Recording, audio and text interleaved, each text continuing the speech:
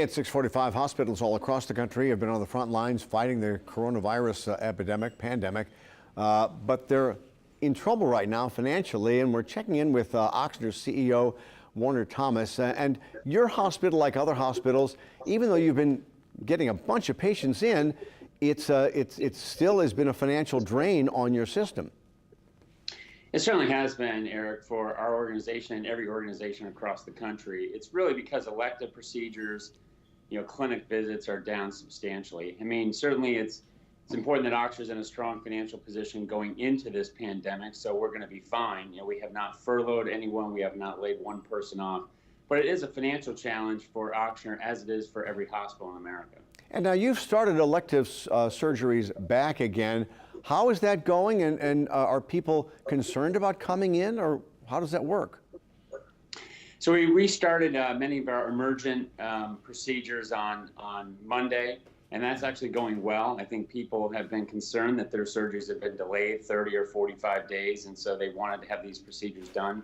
It's gone very well, and we've gone through and really put a criteria to which patients to bring in first, and that's gone well. Getting back to, ramping up our services, doing outreach to our patients, making sure we make our facilities safe, as it's always been, but safer, and have people understand it's cleaner. We're sanitizing every single area just like we always have been, but we're also providing personal protective equipment to our patients, to our visitors. We're providing social distancing and retooling our waiting rooms so that they're in a good position to create social distancing. And another thing, we're also doing this for companies. We have an employer solutions area that we're reaching out to local companies to help them think about how they come back to work. And this employer solutions, we think, will be critical to help businesses across the region get back to work when our shelter-at-home stay is lifted. And I assume when a patient comes in, they're totally separated from the COVID-19 patients that you're treating at the hospital. And do you test everyone who comes in? So we're testing every single patient that goes into our hospital, every single patient that has a procedure or has a surgery, every single patient that is immunocompromised, such as in our cancer area.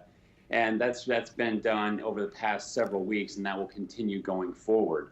We also temperature check every single person coming into our building, including every physician, every nurse, every employee that comes to our building is temperature checked. If they have an elevated temperature, they're triaged and tested appropriately. So we're doing that in every single entrance, every single facility throughout the Ochsner system. And quickly, back to economics, we have a couple of seconds.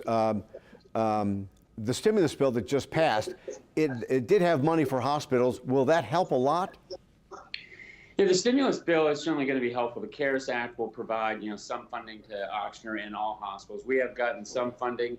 Right now, we think it covers about 20% of the losses that we're going to anticipate. We hope to see more funding over the coming weeks and the coming months, as there's been more funds that have been approved. So we're watching that carefully and certainly working with all of our representatives and working with the governor to ensure we get the right funding to Louisiana and to Louisiana hospitals. I want to thank you very much. We appreciate the update. All right, Eric, have a great day. Thank you.